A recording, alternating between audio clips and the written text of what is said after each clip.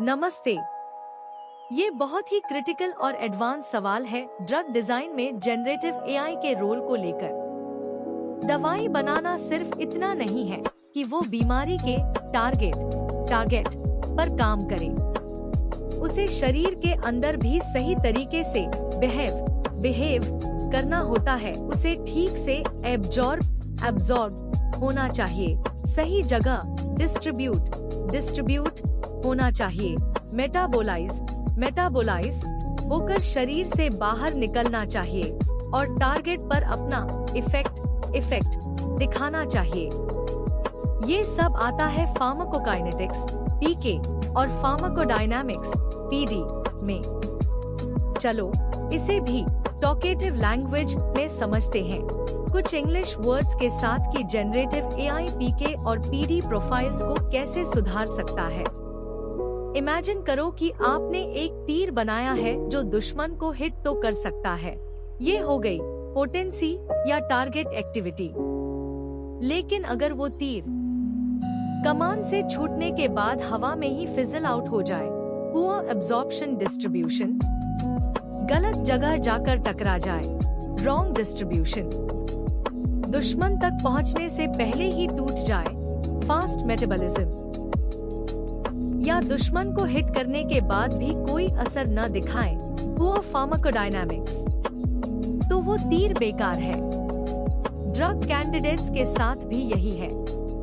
Generative AI यहाँ पर हमें ऐसे स्मार्ट तीर बनाने में मदद करता है जो न सिर्फ टारगेट को हिट करें, बल्कि शरीर के अंदर भी अपना काम कुशलता से कर सके। फार्माकोकाइनेटिक्स पीके प्रोफाइल्स को बेहतर बनाना, the journey through the body.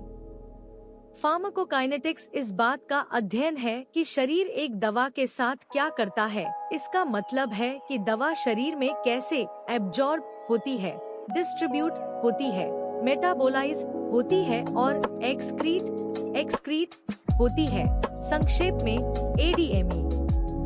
Generative AI कैसे एडीएमई को सुधार सकता है? एक मल्टी ऑब्जेक्टिव ऑप्टिमाइजेशन, बहुउद्देशीय अनुकूलन। चुनौती अक्सर अच्छी टारगेट एक्टिविटी और अच्छी एडीएमई प्रॉपर्टीज के बीच ट्रेड ऑफ्स होते हैं। एक मॉलिक्यूल जो बहुत पोटेंट है, वो शायद पुअरली सॉल्यूबल हो या उसका मेटाबॉलिज्म बहुत तेज हो।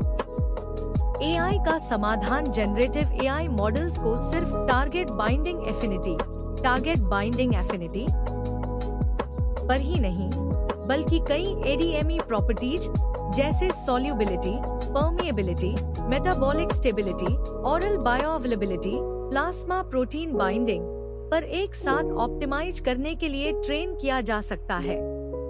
कैसे एआई ऐसे मॉलिक्यूल्स को जनरेट करने की कोशिश करता है जो इन सारी प्रॉपर्टीज के बीच एक ऑप्टिमल बैलेंस साध सके।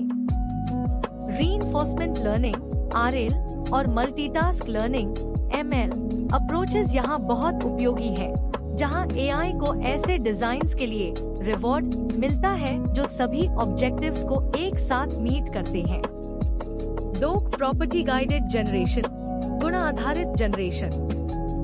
चुनौती किसी मॉलिक्यूल की संरचना को देखकर उसकी एडीएमई प्रॉपर्टीज का अनुमान लगाना बहुत मुश्किल होता है।